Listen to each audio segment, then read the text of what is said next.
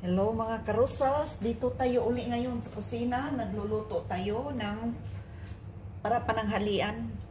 Yung meat na may karne, may bibi okra tayo, may carrots, may zucchini, may patatas,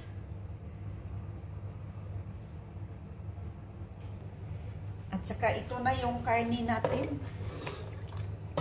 Kanina ko pa ito pinakuluan, tapos pinirito ko uli. Pinirito ko, nilagyan ko ng spices. Ayan, may kamatis na, malapit na makulo para malagay natin ang mga gulay. So,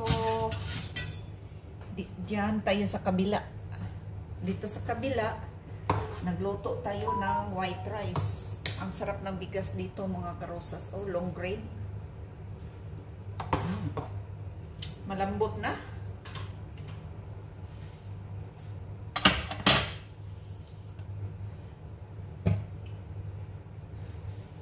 So, i-drain na natin yung bigas. So, ito na ang bigas natin. Sinala na natin, tinapon natin ang tubig. Tapos, pahinaan na lang natin ito ng apoy within 15 to 20 minutes. Maluto na ito. Kasi bali half cook na ito. May ipakita ako sa inyo mga karosas. Itong olives. Itong olives na to, ito ang kinuna ng olive oil. So, tinimpla ko ito kanina. Yung white at saka green, pinahalo ng amo ko. Nilagyan ko ito ng tubig, sweet water, at saka olive oil, at saka lemon. Para pagkain siya, mas lalong masarap. Masarap ito mga krusas. Maganda daw ito sa health. Ayan, takpan na natin. At saka ito ang paboritong bread nila dito mga karosas, Arabic bread. May white bread. Saka ito brown bread. Ayan. Masarap ito mga karosas, pati ako natuto na rin kumain dyan. Masarap din ito mga karosas. Ayan, kumukulo ng mga karosas. Mamaya kunti natin ilagay yung karne. Yung karne, yung mga gulay. Takpan muna natin. So, ipakita ko sa inyo mga karosas ang sitwasyon sa labas. Ayan, may lemon, ang dami niyang bulaklak. Kaso lang, sa sobrang malakas ang hangin, may kunti-kunti na ulan, bumagsak yung mga bulaklak. Iwan ko ba kung magkaroon pa ba yan ng bunga? Kasi ang daming bulaklak niya bumagsak. Sana nga makasurvive siya, magkaroon ng maraming bunga.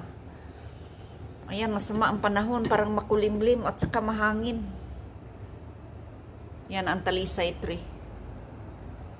So, ito ang bakura namin ngayon. Maalikabok. Maalikabok nga yata ngayon. Sabi may ulan daw, pero ang hangin nagdala ng alikabok. Sana mayang gabi may ulan. Saka ito ang bakuran, oh, ang daming dahon. Ang dami kong lilinisin bukas. Pero okay lang. Ayan. So, medyo nag-agaw na dito ang init at saka lamig. Siguro within next week, malamig na. Malamig na, wala nang lamig. Mainit na. Sorry mga karosas.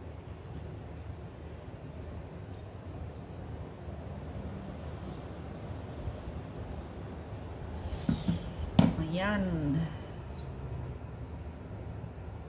So, balikan natin ito mamaya kasi may gagawin pa ako. Takpan lang natin ito. So, pinahinaan ko ng apoy kasi dinagdagan ko siya ng tubig.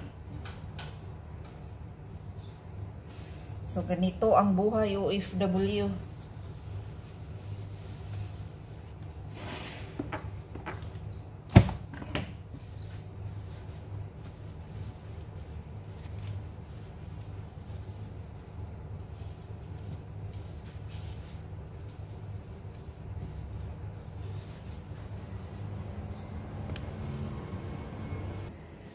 So, ito ang freezer.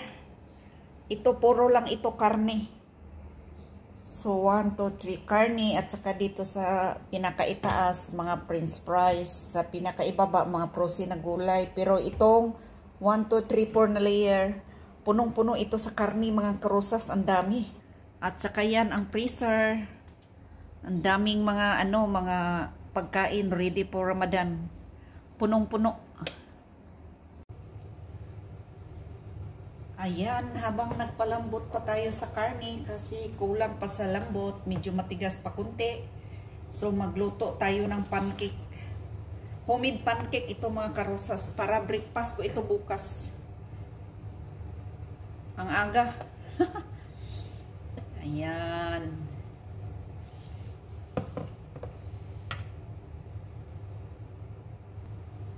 Ayan. Maliit yung pagkagawa, mga karosas, kasi gusto ko yung maliit. Kulang pa. Mag-brown na kunti, pwede na yan.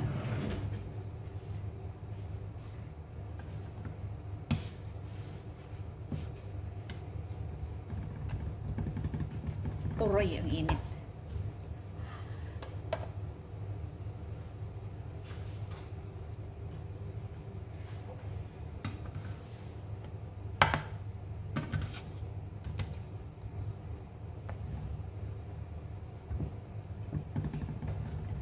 Ayan, luto na ito, mga karosas.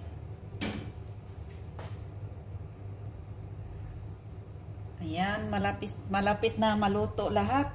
Luto na lahat pala. Last na ito.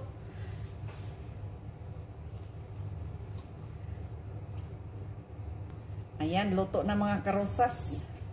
10 piraso lang ang nagawa natin. May malaki, may maliit. Lagay na natin ang patatas. Tapos, isunod natin ang zucchini.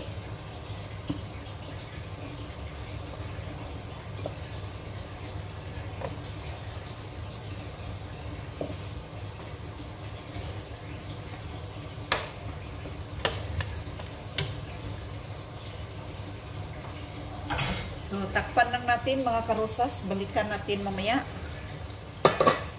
Ito ang isunod natin, ang carrots. Tapos yung okra, baby okra.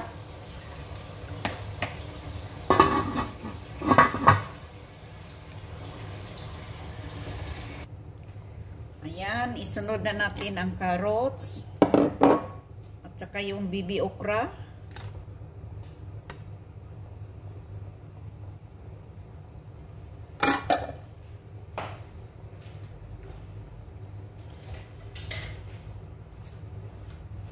Mix lang natin, mga karosas. Within 15 minutes or 20 minutes sa mahinang apoy, maluto na ito. Thank you so much for watching. God bless everyone. Bye-bye.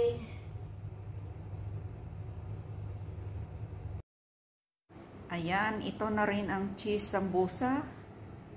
Tapos na rin, ilagay natin sa freezer para pag gusto natin magluto sa Ramadan. So, ready na ang lahat. Dito kami sa kusina, nagluto kami ng piniritong isda, danggit, sapi.